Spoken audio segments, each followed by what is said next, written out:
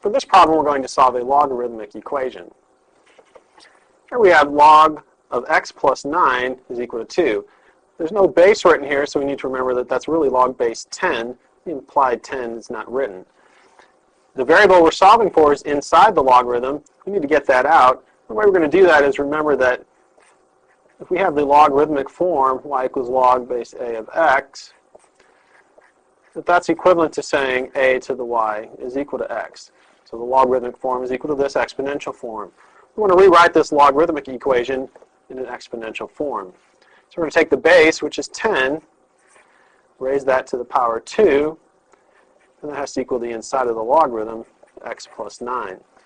10 squared is 100, so 100 equals x plus 9. Subtract 9 from both sides, we get that x is equal to 91.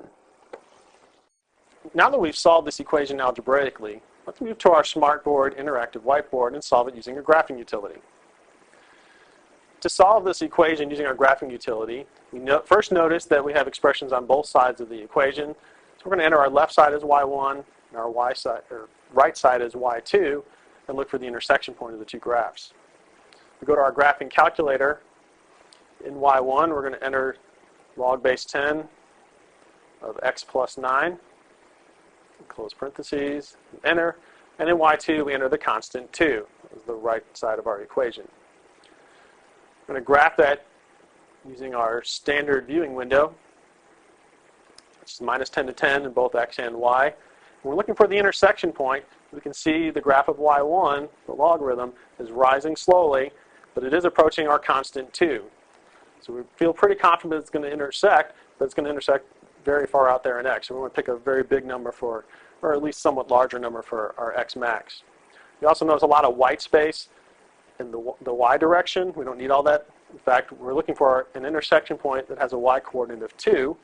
So we don't need our max and min in the y direction to be much beyond 2. So we'll go to our window setting.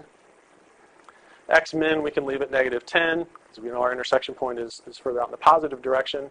Our x max, we want to pick a bigger number, so let's pick something like 150. And we'll want to change our scale here since we're using such a big number. Let's go ahead and scale by 10. Now for our y min, remember our y coordinate is going to be 2. So let's choose a y min of 0 and y max of 4. So we surround 2, but we don't go much in either direction. We'll go ahead and keep our y scale as 1 and graph that. So here we have the graph of y1. And we get the graph of y2 coming across.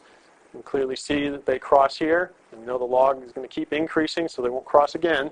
So there's only one intersection point. We need that x coordinate there.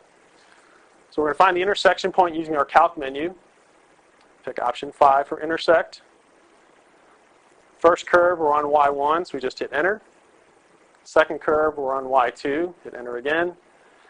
And for our guess, we'll scroll a little bit to the right, get a little bit closer to the point where the graphs cross. And we'll hit enter.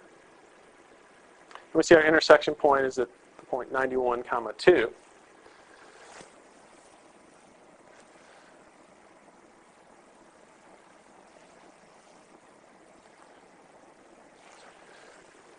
So we're solving the equation log base 10 of x plus 9 equals 2. Using our graph, we see that the intersection point occurs when x is equal to 91. So the solution set to this equation is just 91.